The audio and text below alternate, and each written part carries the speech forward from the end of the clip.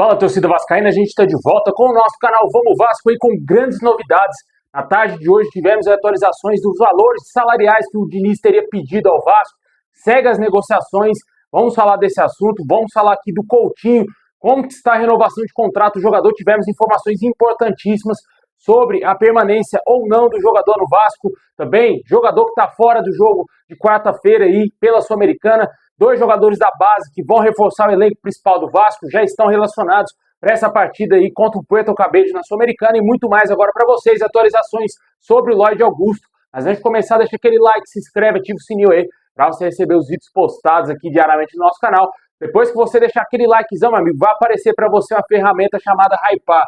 Se você puder clicar aí, vai me ajudar demais. O YouTube vai recomendar o nosso canal para mais vascaínos, atingindo muito mais torcedores aí ao redor do mundo e fazendo, claro, o nosso canal crescer a cada dia. Muito obrigado aí quem está fazendo isso, clicando aí. Muito obrigado desde o coração. Tamo junto.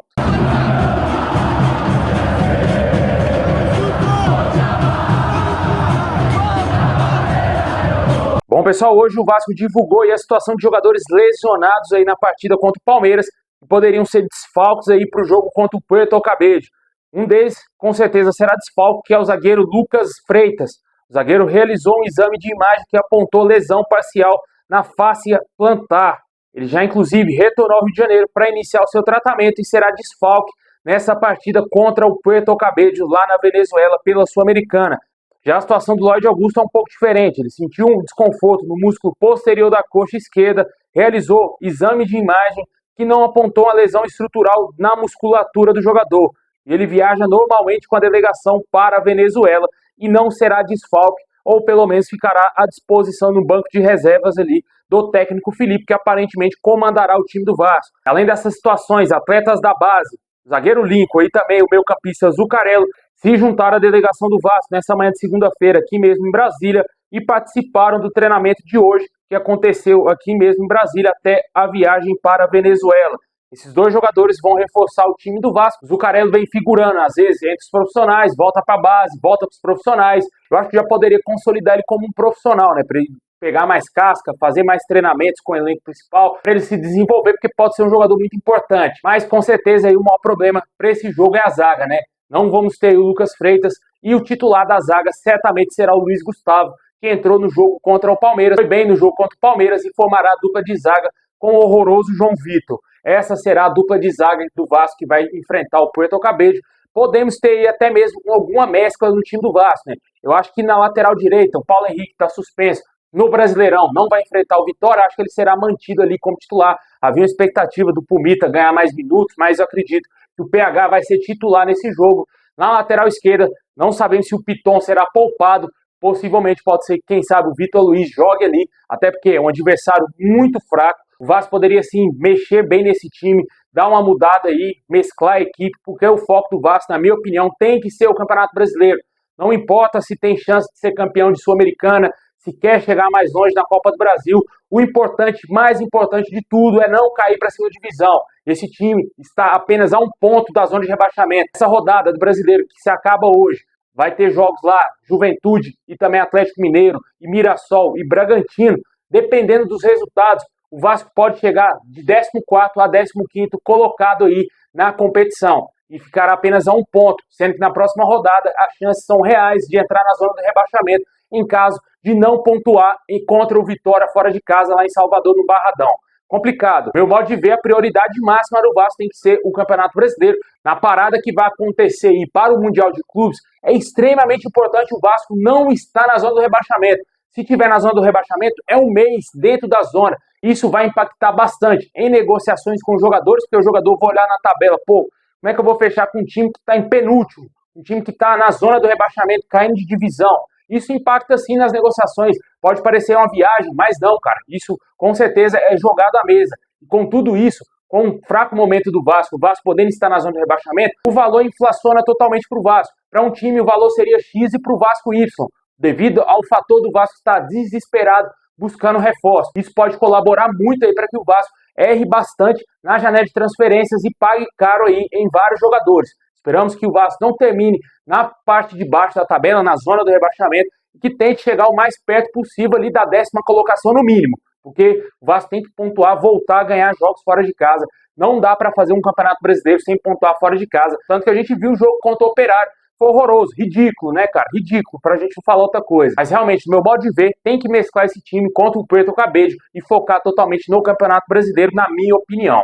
Deixa nos comentários aí o que você espera desses jogadores da base que subiram e também aí, infelizmente, não vamos ter o Lucas Freitas. Lloyd Augusto, como eu disse, foi reavaliado e aparentemente ficará pelo menos no banco de reservas aí no jogo de quarta-feira.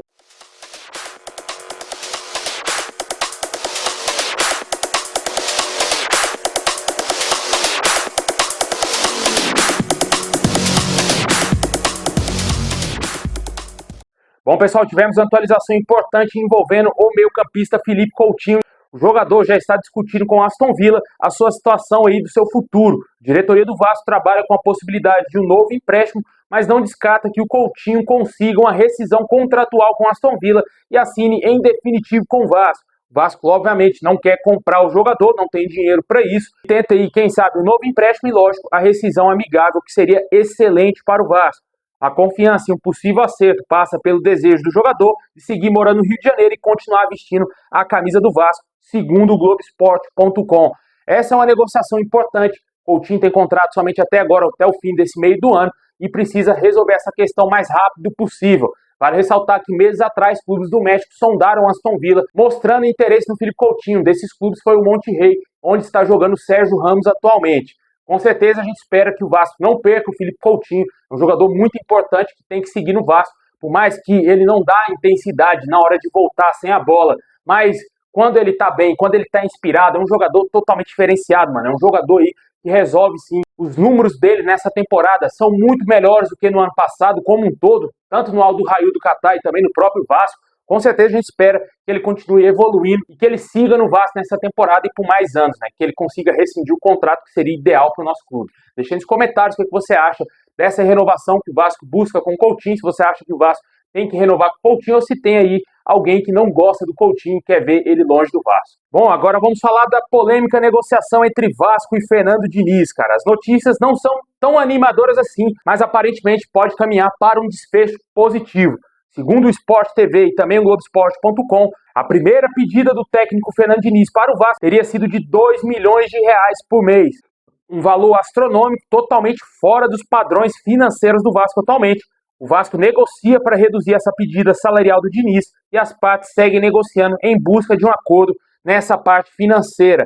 Vale ressaltar que o Diniz, segundo o Globoesporte.com, podcast lá do GE Vasco, foi trazido pelos jornalistas Luciano Melo e também Débora Schmidt, que o Fernando Diniz não gostaria tanto de abaixar assim o seu nível, até porque ele se consolidou como um técnico campeão da América, campeão da Libertadores e também um treinador de seleção brasileira recentemente. Mais que os últimos trabalhos dele não tenham sido de encher os olhos, principalmente no Cruzeiro, onde foi uma lástima total, onde mesmo o técnico falou que não teve brilho algum no Cruzeiro. Em momento nenhum ele sentiu que estava bem ali o time, que ele estava conseguindo implementar a sua filosofia, o dinizismo no Cruzeiro, mas ele mesmo assim quer se manter como um técnico super valorizado aqui no Brasil, não quer abaixar tanto a sua pedida salarial para não voltar a ser um técnico que ele era lá em 2021 no Vasco, né? Um técnico que não tinha grande confiança, que não passava tanto respeito assim, digamos dessa forma, não passava assim tanta credibilidade ao mercado e por isso que ele não quer descer o seu patamar, não quer descer de nível, quer manter mais ou menos ali o seu status de técnico de ponta aqui no futebol brasileiro. Vale ressaltar que o Fábio Carille recebia uma quantia também muito acima do imaginável quando estava treinando o Vasco. Não vou cravar aqui ao certo, mas eu acredito que era bem mais de 500 mil que a comissão técnica do Carille recebia no Vasco. Imagina o Fernando Diniz, que conquistou o título de Libertadores 2 anos atrás e no ano passado era técnico da seleção brasileira. Com certeza é uma pedida muito alta, 2 milhões é totalmente inviável para o Vasco, até pelos números mais recentes do Diniz. Se ele viesse para o Vasco, campeão da Sul-Americana com o Cruzeiro, tivesse saído do Cruzeiro talvez por uma briga ou um atrito lá no Clube Mineiro, talvez seria interessante ainda o Vasco pagar essa quantia, mas ele sai do Cruzeiro muito abaixo, muito mal, não conseguiu treinar aqueles jogadores todos que o Cruzeiro contratou, vários jogadores de nome, ele não conseguiu colocar ali, não conseguiu implementar sua filosofia de jogo, e isso dá uma desvalorizada assim no técnico, né? Com certeza o Vasco deve estar trabalhando com essa possibilidade para abaixar assim esses salários do Diniz, mas me estranha muito ainda o Vasco não ter conseguido contratar um treinador já há mais de uma semana após a demissão do Fábio Carille. Já era para o Vasco já ter definido já a situação, se vai ser o Diniz ou não, cara. Não é somente contratar ele, pelo menos definir, cara. Não, o valor não dá pra gente, a gente não vai pagar esse valor. Obrigado, Diniz, vamos buscar um outro nome. Mas fica nessa lenga-lenga, cara. A gente sabe muito bem que a diretoria do Vasco é extremamente fraca, extremamente lenta. A gente vê nas contratações de jogadores, sempre toma a pior decisão possível. Não ficarei surpreso se ficar aí, talvez se arrastando até o fim de maio e o Diniz não ser o técnico do Vasco. Mas vamos aguardar aí ver o que vai acontecer. Além desse salário de 2 milhões, o Vasco está tentando abaixar, ele também fez grandes exigências. Segundo lá o podcast GE Vasco, foi trazido pelo Tébaro Schmidt, que ele pediu jogadores de ponta, pediu jogadores nível Payet aí para o Vasco. Não é somente assim o Vasco, vou me livrar do Payet, 1,5 milhão de salários e vou ficar sem trazer ninguém. O Diniz não quer isso. O Diniz quer que mantenha um alto nível de jogadores e quer 4 jogadores de 3 a 4 reforços de peso para o Vasco aí nessa janela de transferência.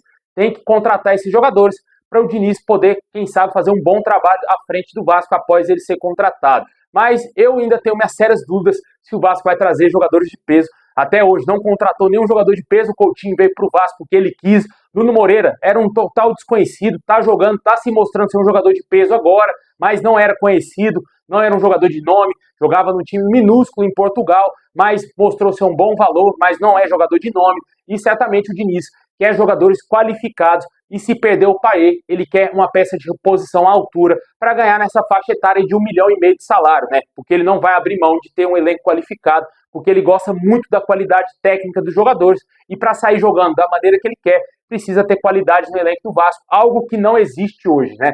Vamos aguardar aí ver se vai acontecer esse desfecho positivo quanto à chegada do Diniz. Eu, sinceramente, cara, tô ainda com o pé atrás. A qualquer momento pode sair a notícia do Diniz contratado, mas eu também tenho aquela expectativa que a qualquer momento pode belar o negócio. Tenho, sim, minhas sérias dúvidas quanto à diretoria do Pedrinho, principalmente com o trabalho do Marcelo Santana, que é fraquíssimo, né, cara? É fraquíssimo.